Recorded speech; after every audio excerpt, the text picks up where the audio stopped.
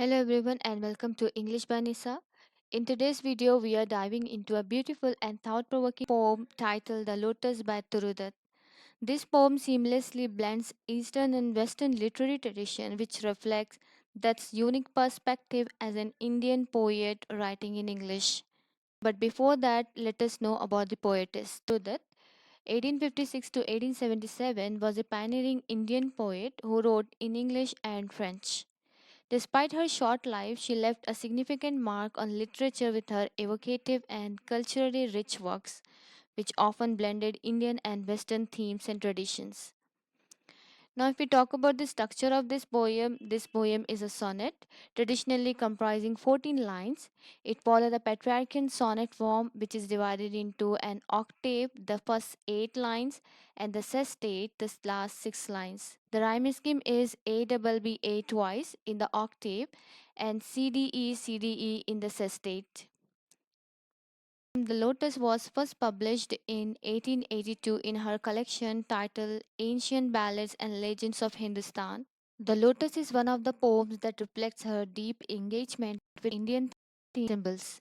The Lotus is a perfect example of Turudutt's ability to blend Eastern and Western themes. During 19th century, when Dutt was writing, India was under British colonial rule. This period saw a cross-pollination of cultures, and Dutt's works reflects this mingling by choosing the lotus, a symbol which is deeply rooted in Indian culture. She brings a piece of her heritage into a poem that engages with Western literary traditions. Poem is a celebration of the lotus, a flower which associated with beauty, purity, and spiritual significance in Indian culture. In this poem, that contrasts the qualities of the rose and the lily to highlight the unique attributes of the lotus. So, as I told you, we have two stanzas in this poem. The first stanza consists of 8 lines, that is called octave. So, let's start with the first stanza. Love came to Flora asking for a flower that would of flowers be undisputed queen. Now here this love is depicted as character in this poem who came to Flora. Flora, she is a queen of flowers. She is a Greek goddess of nature. And here the meaning of undisputed means this flower should be accepted throughout the world, means no one denies the beauty of this flower. So here the love came to Flora for asking flower, and he says that it should be stand out as the best in the world. That means nobody question on its beauty. Let's see the further lines. The lily and the rose long had been rivals for that high honor. That means there has been long fight between the lily and the rose for this honor, means for this position as the best flower in the world. Bards of power had sung their claims. The rose can never tower like the pale lily. Now, the meaning of bards of flower is nothing but it's referred to poets who celebrate the beauty of flowers.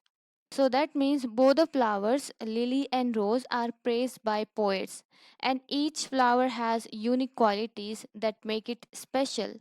Like the rose is admired for its beauty, while the lily is valued for its majesty.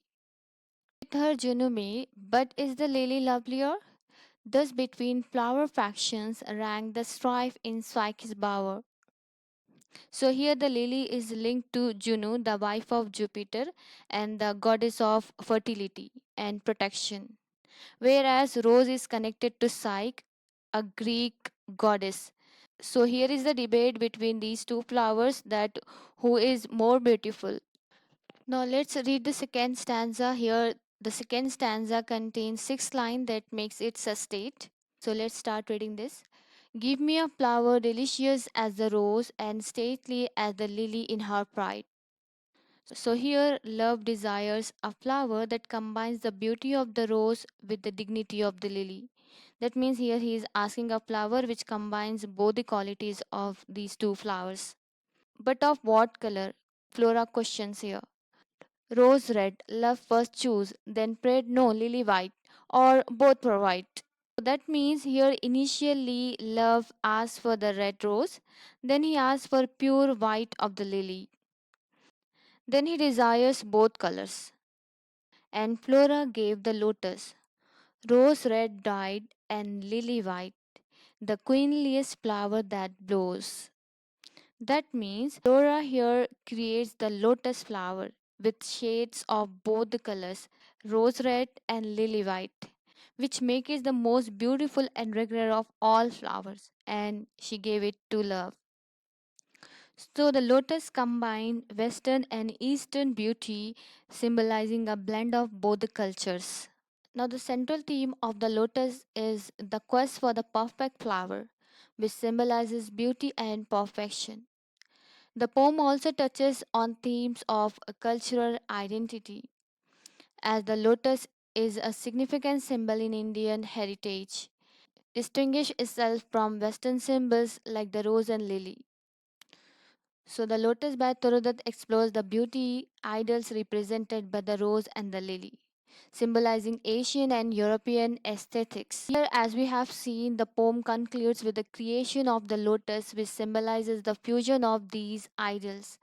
Beyond the mythic story, the poem delves into themes of cultural synthesis, traditional beauty, and the blending of diverse cultural identities, offering a reflection on universality of beauty across different cultures. So this is all for today's video, the poem Lotus by Toru Dutt. I hope it would be helpful for you. Stay tuned for more videos and thanks for watching.